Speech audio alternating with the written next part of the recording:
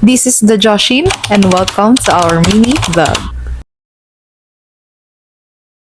Na-curious nga ako sa siopaw nila kaya sabi ko kay daddy gusto kong tikman. Eto nga, binilhan niya ako and this is it.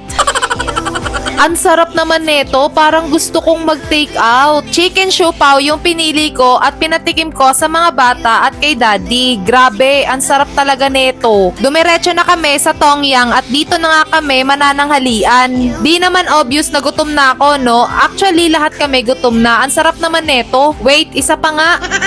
Si daddy nga yung tagakuha ng pagkain at ako naman ang tagaluto dito sa table namin. At may ginawang sauce si daddy para sa akin. Yung kamay ni Kuya Sayon, punong-puno ng sarsa, kinamay niya siguro yung mga pagkain. Nakipagpalit ako kay daddy at pinuntahan ko tong mga meatballs, tas kumuha ako ng fish dumpling, chicken nori roll, tas chicken dumplings, mozzarella cheese ball at saka beef curry dumplings. Tas chinek ko nga yung mga gulay na nandito, parang lahat naman niya nakakain ko na sa bahay, kaya itong lettuce na lang kinuha ko at toge at tangmyeon noodles. Pagbalik ko sa table namin, may nakalublob na sa pat ko. Talaga tong si daddy pala desisyon, charis.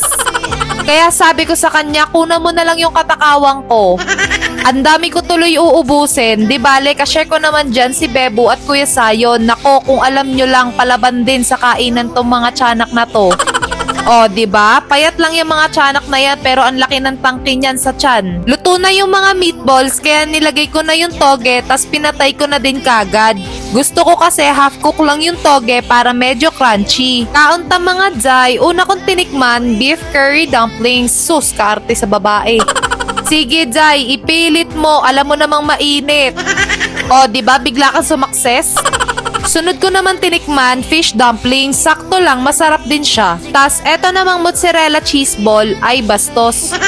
Nalaglag pa nga. Ayan, nakikita nyo ba yung cheese niya? Tas, etong chicken nori roll, sakto lang din, masarap. Jay, grabe, busog na busog ako. Kung bibidyohan ko lahat ng kinain ko, aabutin ka ng 1 oras kakapanood sa akin.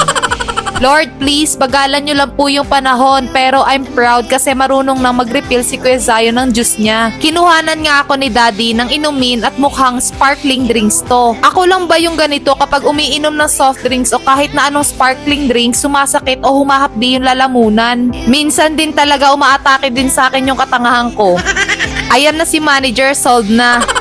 Akala ko nga busog na si Kuya Sayon, di pa pala, humirit pa ng ice cream. Sabi ko sa inyo palaban tong mga alaga ko. May isang bata pa nga dito na ine-enjoy yung ice cream.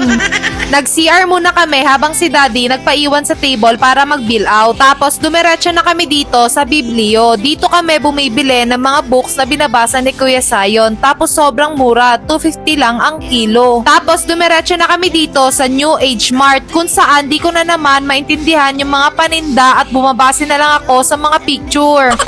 Inaawat talaga namin si Bebo kasi baka makabasag siya. Tapos nag-ask si daddy kung ano daw gusto ko kaya inabot ko na lang sa kanya tong noodles. At umandar na naman si Bebo. Playtime na naman siya. Kapag kaganyan si Bebo, tuwang-tuwa sa kanya si daddy. Diyos ko day, dalawa na silang nakadapa. O siya, hanggang dito na lang. See you on our next vlog. Bye!